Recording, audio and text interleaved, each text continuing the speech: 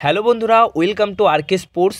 এই ভিডিওটা একটু অন্যরকম একটা ভিডিও হতে চলেছে, কারণ এই ভিডিওতে মূলত দুটো বিষয় নিয়ে আলোচনা করার রয়েছে। এক জনি কাউকে নিয়ে, এক জাও ভিক্টরকে নিয়ে। তো প্রথমত জনি কাউকে নিয়ে কি বিষয় শেয়ার করব বা কি আলোচনা করব সেটা তোমাদেরকে বলে দিই।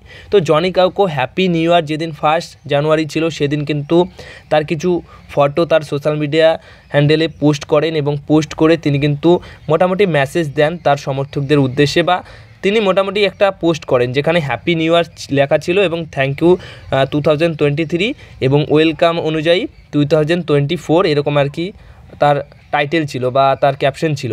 তো সেই ক্ষেত্রে সেই পোস্টের কমেন্ট বক্সে তিনি আর একটা বিষয় মানে কমেন্ট করুক বা যাই করুক, আর একটা বিষয় মেসেজ তিনি দেন। সেটা কি? সেটা হচ্ছে thank you for all the love and support everyone, I really appreciate it, জয় মোহনবাগান, এরকম একটা কথা বলে। তো মোটামুটি মোহনবাগান দলের সমর্থকরা সেই পোস্টে তো প্রচুর মেসেজ করেছে, আর জয় মোহনবাগানের মেসেজের পাশাপাশি তারা এটা সবচেয়ে বেশি মেসেজ করেছে যে come back please, come back Kolkata, come back মিসু, অনেক কিছু তারা মেসেজ করেছে সমর্থকরা।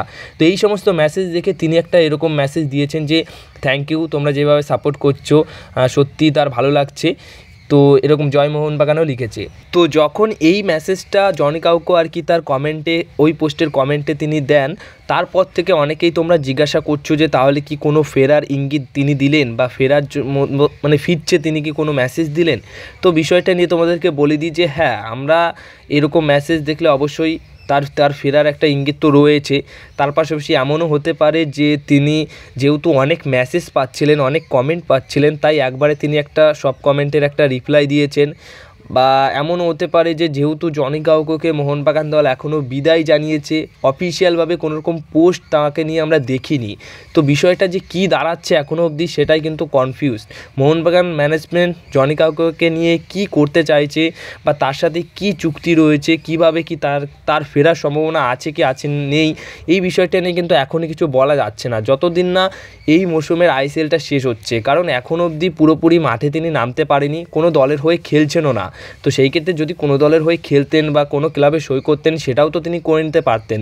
হ্যাঁ, এবার তোমরা দেখতে পারবে যে এই উইন্টার ট্রান্সফার উইন্ডোতে যদি কোনো ক্লাবে সই করে সেটার অফিসিয়াল অ্যানাউন্সমেন্টও তোমরা পেয়ে যাবে। তাই এখনও অবধি আমাদের কিন্তু হাল ছাড়লে হবে না, এটাই ভেবে নিলে হবে না যে জনি কাউকে মোহনবাগান দল ছেড়ে দিয়েছে। জনি কাউকে মোহনবাগান দলের ফেরার সম্ভাবনা আছে, এইটুকু রাখতে হবে মাথায়, এইটুকুই বলার রয়েছে। বাট নেক্সট যে আপডেট আসবে অবশ্যই তোমাদের জানাবো জনি কাউকে নিয়ে কী সিদ্ধান্ত মোহনবাগানের রয়েছে। এবার সবশেষে যে বিষয়টা নিয়ে আলোচনা করা রয়েছে, জাও ভিক্টর। তোমরা দেখতেই পাচ্ছ যে হায়দ্রাবাদ এফসি দলের বর্তমান পরিস্থিতি কী রয়েছে। ইনভেস্টর নিয়ে বেশ একটা বড় সমস্যায় রয়েছে, মানে এতটাই খারাপ অবস্থায় রয়েছে। অনেক কিছু দেখলাম, অনেক খবর পেলাম যে হোটেলে মানে অ্যাওয়ে ম্যাচ খেলতে গিয়ে যে হোটেলে তাদের দল ছিল সেই হোটেলের বিল পরিশোধ করতে পারেনি, অনেকের ঠিকমতো বেতনও দিতে পারেনি, যারা অ্যাজ এ প্লেয়ার নয় তারা অন্যরকম কাজ সামলায়, সেই সমস্ত ব্যক্তিদের মানে স্যালারিও দিতে পারেনি। এরকম অবস্থায় পড়ে গেছে এখন হায়দ্রাবাদ এফসি দল।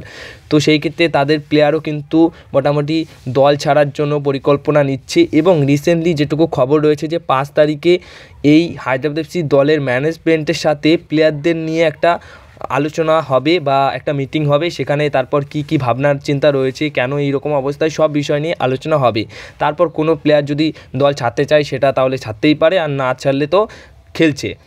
বাট এখানে আমি কী নিয়ে আলোচনা করব সেটা হচ্ছে জাও ভিক্টরকে নিয়ে। তো মোহনবাগান দল এই মৌসুমের জন্য এটা করবে না, কিন্তু পরবর্তী মৌসুমের জন্য করতেই পারে, কারণ খুবই ভালো একটা চয়েস হবে, খুবই ভালো সাইনিং হবে জাও ভিক্টর। এরকম ধরনের একটা প্লেয়ার মোহনবাগান দলের দরকার, যে কিনা মাঝ মাঠে দুর্দান্ত খেলবে, অ্যাজ এ সিবি হিসেবে, অ্যাজ এ সেন্টার মিডফিল্ডার হিসেবে যথেষ্ট ভালো খেলতে পারে।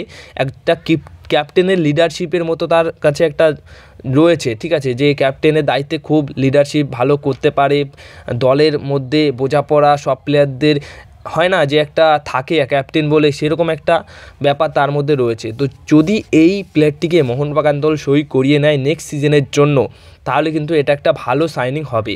তো এই বিষয়টা নিয়ে তোমাদের কি মতামত সেটা অবশ্যই তোমরা কমেন্ট বক্সে শেয়ার করো।